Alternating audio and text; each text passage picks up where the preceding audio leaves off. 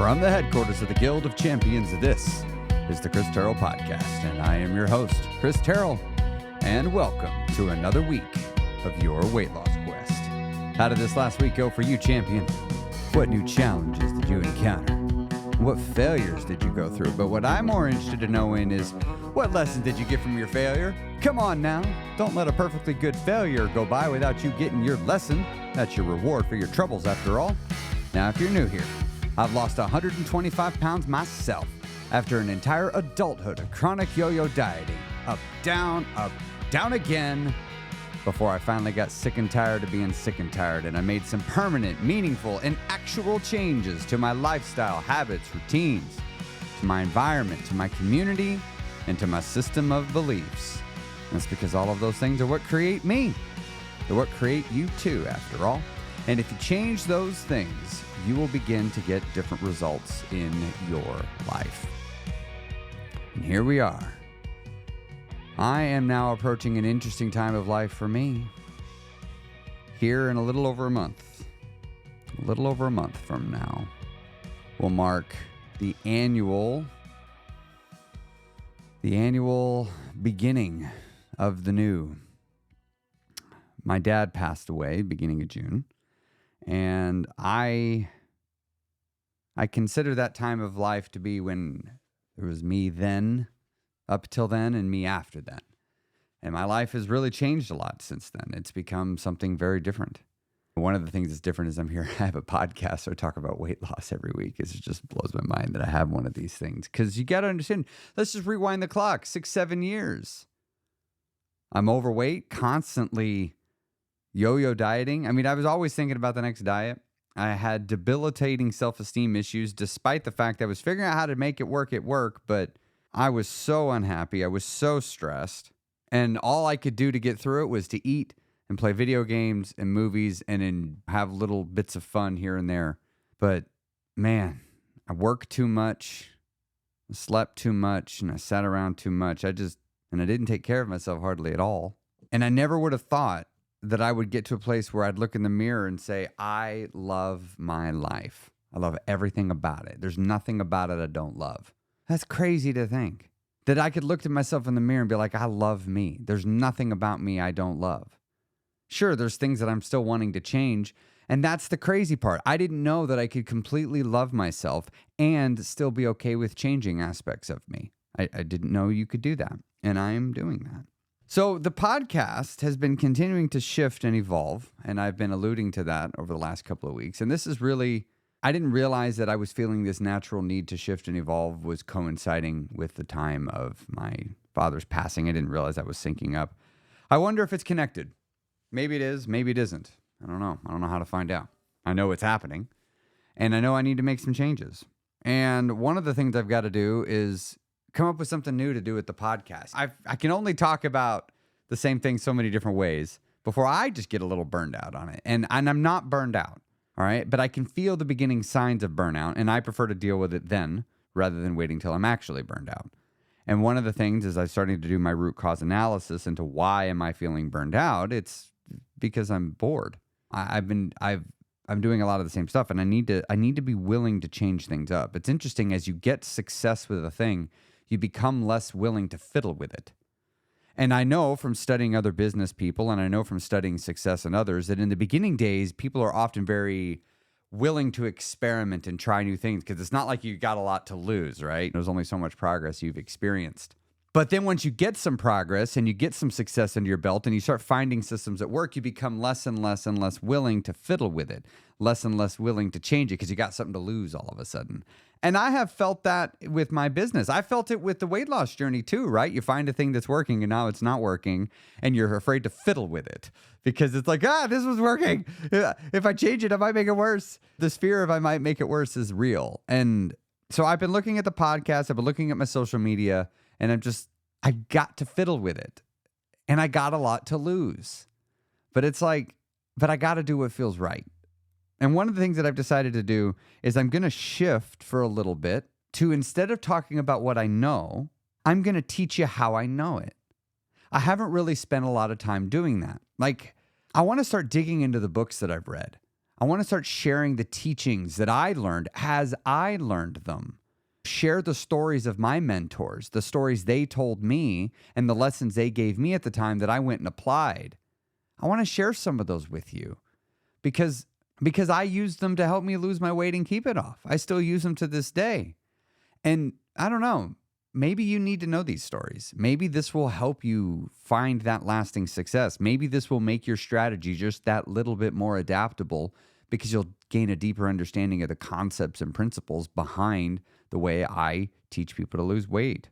So this week, we're going to dig into the book, The 7 Habits of Highly Effective People from Stephen Covey. This is one of my most favorite and beloved personal development books. Now, I had always approached this book and used it for business and using it in a work sense.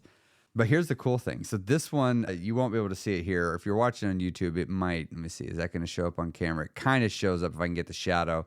This is my dad's copy. He had one of those embossers that would like stamp the name in the front of it, which is really cool. But this was my dad's copy.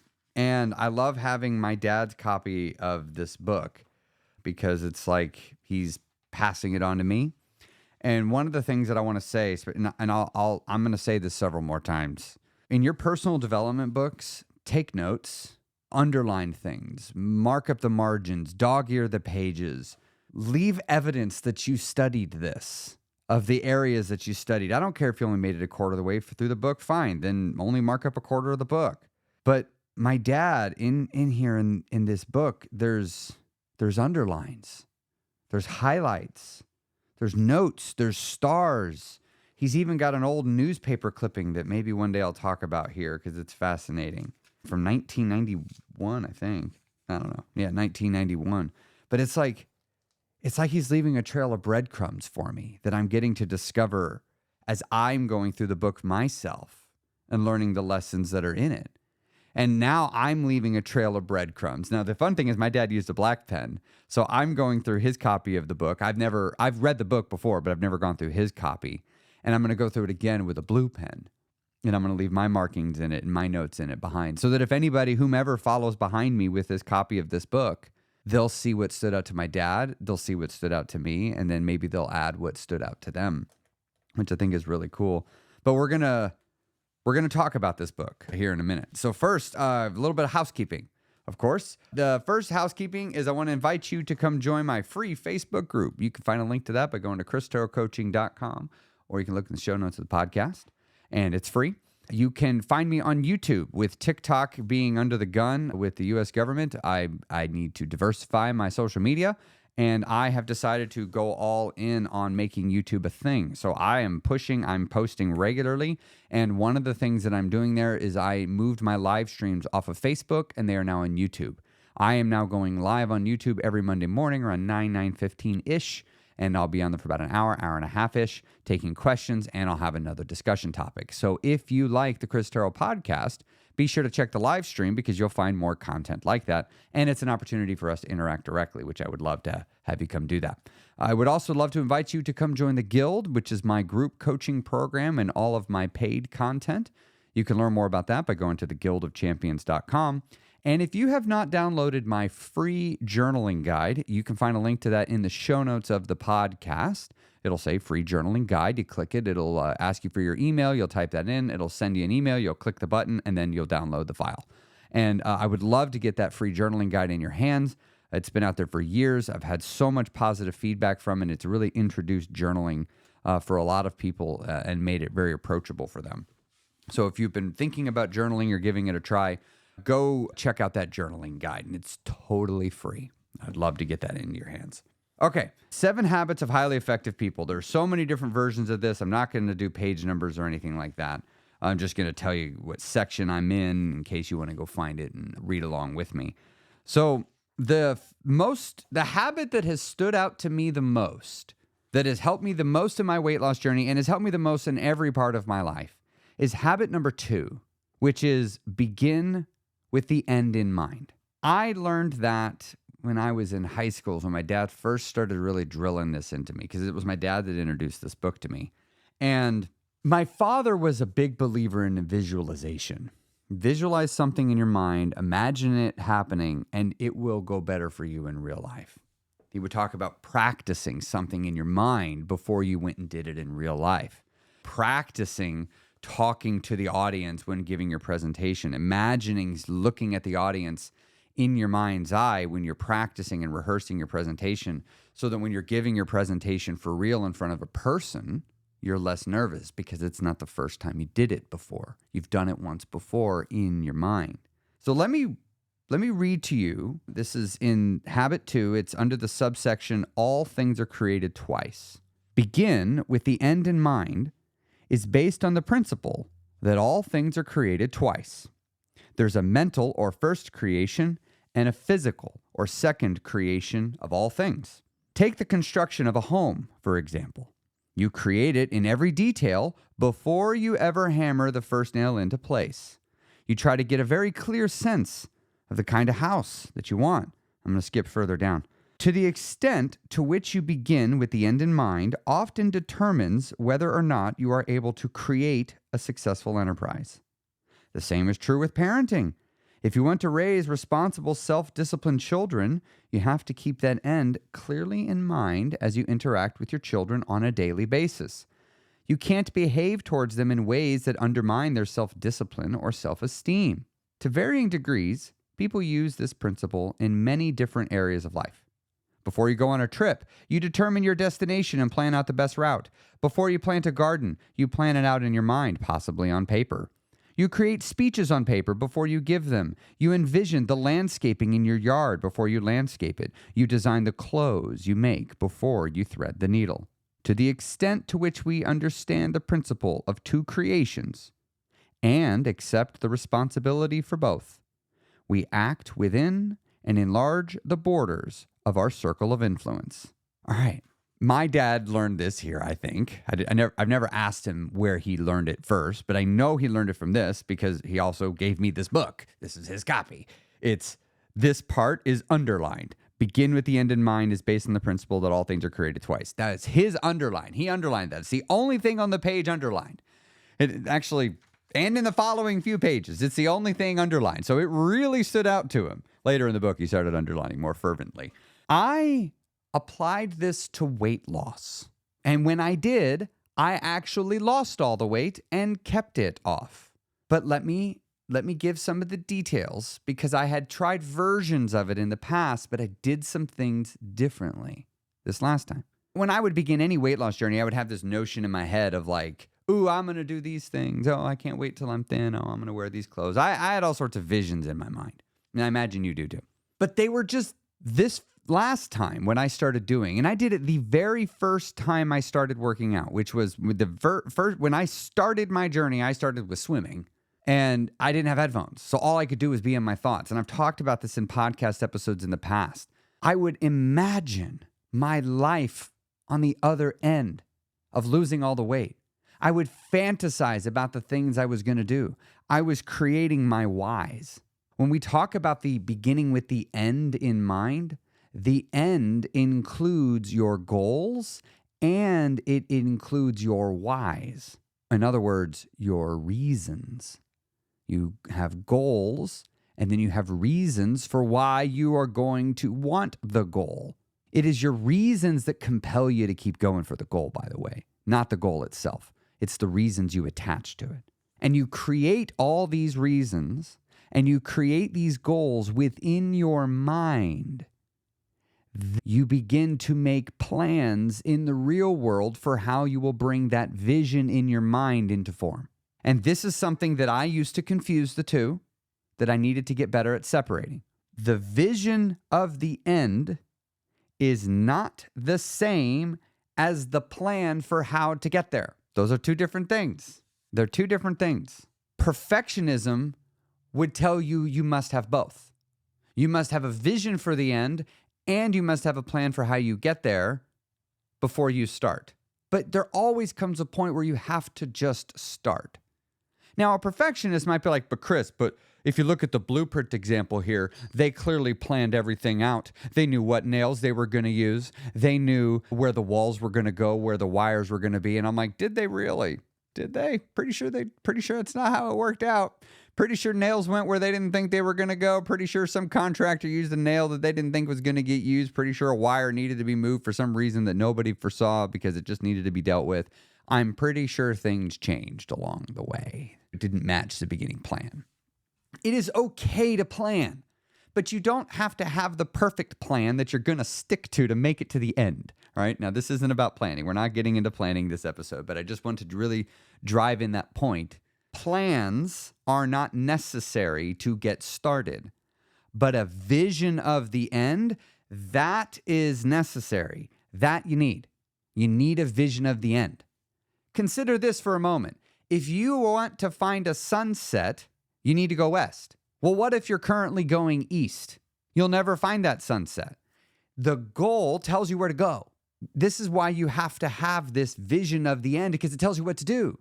If your vision of the end has you smaller than you are now, that therefore means you will need to lose weight to make that vision come into form. And if you want that vision to come into form, and that means you're going to have to go into a calorie deficit. That means you're going to have to make choices such as saying no to foods that you otherwise would normally eat so that you could create said calorie deficit, so that you could lose weight, so that you could have the body that fits into your vision in your mind of the end.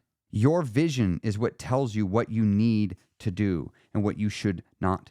Now, let me explain. Let's read something else here from the book, because I'm talking about created twice, but let me read this and then add. It's a principle that all things are created twice, but not all first creations are by conscious design. Let me read that one more time. It's a principle that all things are created twice, but not all first creations are by conscious design.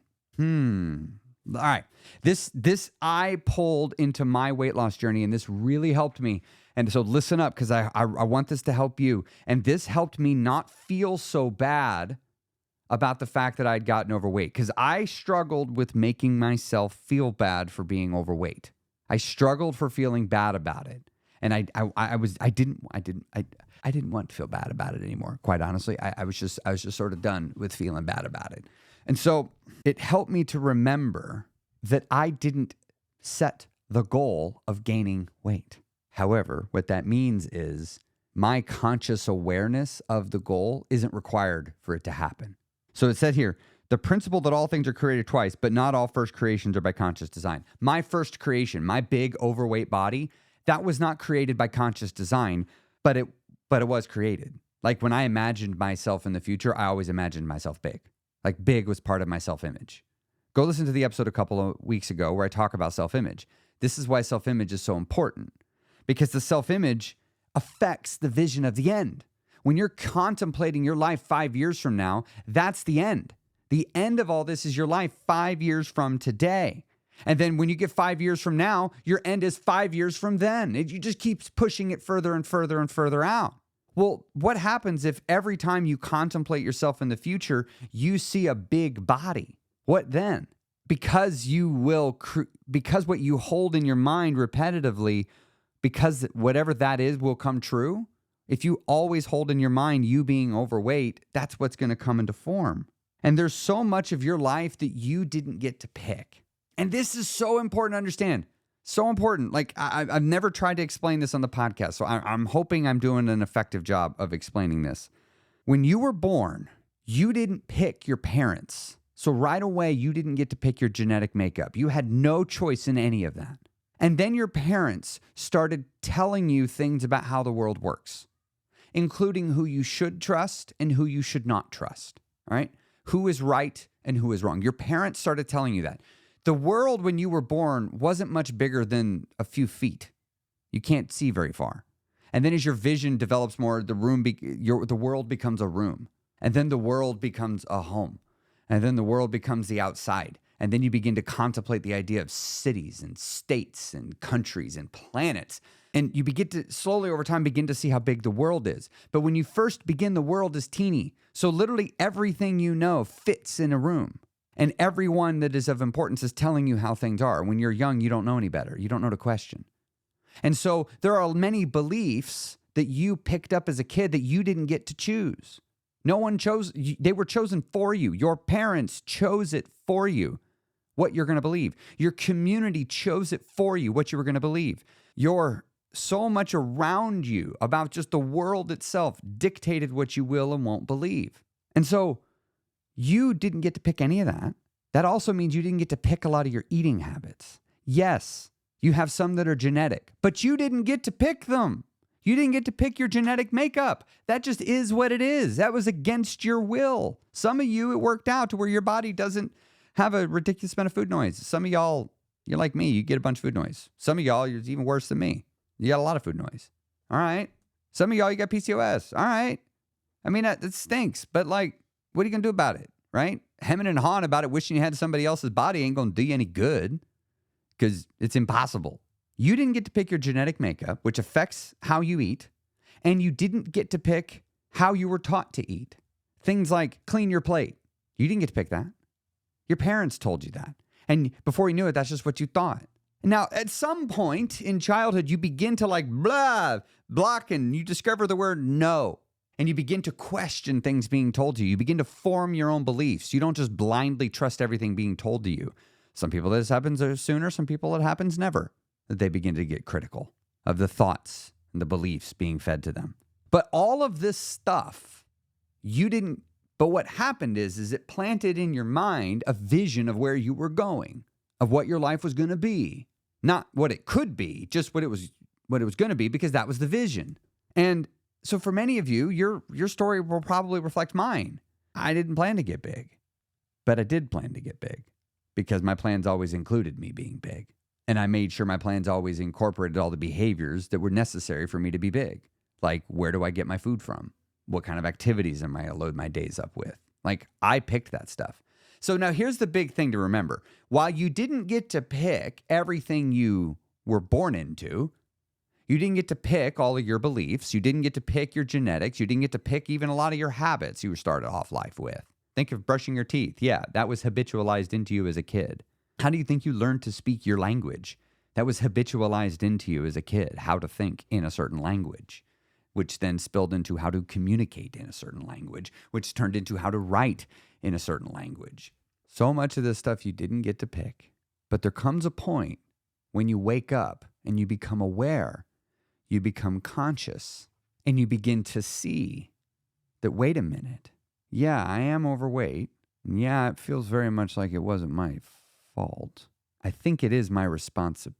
And this was a very critical distinction for me to make, to separate fault from responsibility. You see, I no longer believe it was my fault that I became overweight. I don't. When I look back to my past and I look at what created it, it makes perfect sense.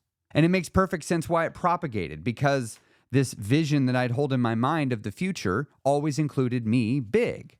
That principle, beginning with the end in mind. I carried that end with me. It was always me big. But one day, I began to realize, while I may not have caused this intentionally, it is my responsibility to do something about it. And no one's going to do it for me. And the person I've been waiting for to do something about it is the person in the mirror. And I'm still waiting for that person to show up and do his job. Maybe that's why I keep avoiding the mirror. Maybe if I went to the mirror more, I could talk to that guy and be like, hey, you going to do something? But I never visited him. I don't know. That's kind of a fun thought. The more I started visiting the mirror, the more the man in the mirror started doing stuff. I wonder if that's a thing. I'm thinking out loud here now with this, by the way. But so for you, if you want to take the principle that I learned, let me distill it down here at the end to just a couple of thoughts. Create in your mind a vision of the end. What do you want your body to look like? What activities might you want to do if they were easy? What kind of feelings do you want to feel on the other side of this journey? What kind of physique do you want? What kind of clothes do you want to wear? What kind of activities do you want to feel confident enough to do? Like in my case, I would never have danced in front of people, but I wanted, not only did I want to dance, I wanted to do it confidently. I wanted to be at that place. I didn't know how to get there, but I wanted it. When you're making your end and dreaming, you must allow yourself to assume it's possible. If you bring to the act of dreaming a distant mindset, you're going to have really lackluster dreams. And so my advice would be to help you dream big, take the restraints off of your mind. Just assume that anything is possible. You can have anything you want. Just assume that's the case. Because what that will then let you do is let you dream bigger. And that's what you need to do, is dream bigger. And as you begin to build this dream in your mind, I want you to think of it as almost like first it's a blank page. It begins to fill in with some lines, almost like a coloring book. Just some very vague black and white lines. And then you begin to fill in the colors over time. You begin to make the vision clearer and clearer and clearer. I do a thing on my live guild meetings where because they're all done via Zoom, and I can remotely control the camera settings. And what I'll do is I'll make the video really out of focus. And then I'll slowly bring it more and more and more and more and more and more into focus until finally, eventually, where you went from just seeing this blob, which is just the color of my shirt, but you can't tell what it is, to you can clearly see me. And this is what that vision of the end becomes over time. You begin to see it more and more clearly. And then when you have that vision of the end, and these other questions I was mentioning, I want you to create as many whys as you can. Attach as many reasons to why you want to lose the weight as you can. The more reasons, the better. You can't have too many reasons. And however many, the amount of reasons you need, it's like clamps in a wood shop. It's however many you have plus one. So you just, however many reasons you have for losing weight, the right number is however many that is plus one more. And that's how many you need to have. You always need to be cultivating new reasons because honestly, you'll achieve a lot of them far sooner than you realize you will. And you need to be constantly adding them in. And then once you have that in your mind, you've got to let your past self off the hook. You got to look to your past self and say, it wasn't your fault, man. It wasn't your fault, lady. Wasn't your fault, girl. Wasn't your fault, dude. I don't know how you talk to your old self, whatever pronoun you use. But just like, dude's great for everybody. Dude, like, come on. You did the best you knew how, my dude. I know it. I could see it. You did everything you could. Yeah, you missed some of the obvious stuff, but it wasn't obvious to you because, let me ask you, my dude, whoever sat you down and told you to do it? That's right, nobody. Let's not get mad at you for not knowing something. That would just be silly. You didn't even know to know it. Like, that's what you got to do. Just sit and talk to yourself like an old beach bum, you know? Love and peace, my man. Like, and just let your old self off the hook. And you just got to look to your old self and be like, my dude, you did the best you could, but we're going to do this a little differently, okay? All right? You good with that? You good with us doing it a little different? We're going to do it a little different. Because now you can know more things. You can realize that you are responsible for the outcomes of your life. And you can let yourself off the hook in the past. You don't have to be at fault. You can just let yourself go. Be like, dude, you did the best you could. Not your fault, but it is our responsibility. And we are going to do something about it. And I got my vision in my head. I'm going to look at the results that I have now and say, you know what? These results have been fine, but I don't want them anymore. I want more. It's time to raise the bar, level up, go for the stars, whatever analogy, fun phrase you want to use. It's time to go for more. We are going to get some more out of life.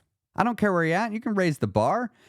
And just because you're raising the bar, that doesn't mean you got to be like, well, this is stupid, what I had before. Like, you don't have to go shit talking your past self all the time. Be cool. I mean, be cool, yo. Like, you made some mistakes. So, I mean, it's over. I mean, is there anything you can do about it? I mean, if there is, sure, go do something about it. But if there's nothing you can do about it, just let it go. just let it go. And take responsibility for the future, though.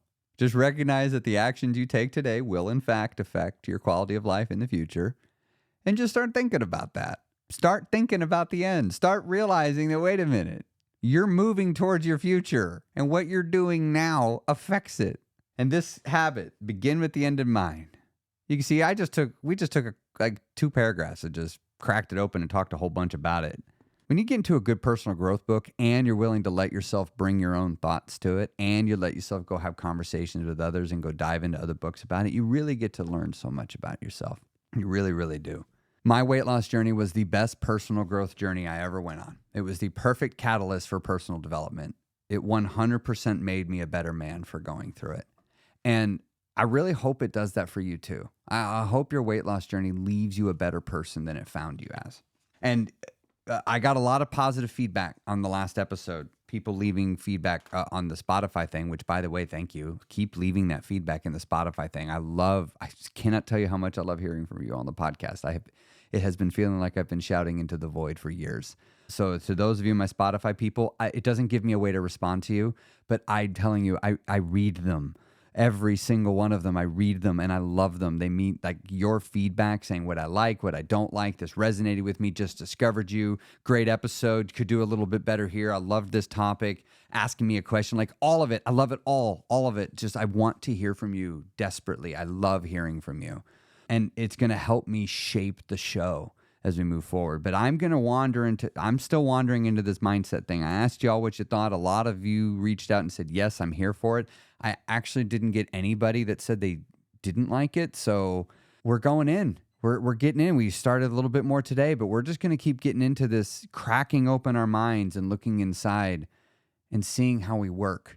I'd love to connect you more, get you caught up to where I'm at on my journey. The podcast has been so much about me talking about my past, but I feel like I'm living two timelines, the timeline of my past and the timeline of my present. And I've moved past those 2 years of where I lost weight so much that I'd love to maybe cover the ground that I did after that and then get you to where I'm at now. It feels weird to want to do that because it feels like talking about myself, to be honest. But the reason why I want to do it is I've come to understand something, that there are just certain things that a person is made to do. And you feel sometimes a person will find it, they're called to do it. Like you feel compelled. And when I look to my past and look to my present and my desires, I've always wanted to teach. I've always wanted to help. Always. In everything I've ever done, I've always found a way to incorporate teaching into it. Always. And this podcast has just been such a great thing for that. And I also love connecting with people. And I love growing as a person. And I just thought, well, gosh, I'm learning all these valuable lessons because I love growing as a person. And I know other people love growing as a person too. It's like, I feel compelled to teach what I've learned. And that's what I want to do. I want to teach you all the things that I've learned. I've had some truly incredible mentors in my past that have taught me some amazing life lessons that really, really have served me well. And they were hard earned from some of them. And I've had my own. I've made some epic mistakes at work in my past career. I mean, I look, you don't make your way up without making some mistakes. But also you got to take some risks and they got to pay off too. I learned a lot of things. My workaholicism, it didn't leave me with nothing. I'm glad I'm not doing it anymore, but it left me with some good work skills. And I'd love to share all that with you because the reality is I used it all to help me lose my weight. And I don't know how to tell you which parts you need and which ones you don't. So I just want to keep giving you more. So keep coming back every week here to the Chris Terrell podcast and keep coming to the YouTube channel. And you'll learn more about what I've got. And you'll learn more. You'll learn more about some of the lessons that have been imparted to me. And I'd love to give them to you and have them help you in your life. I'm going to wrap up here. We'll see you next week on the Chris Terrell podcast.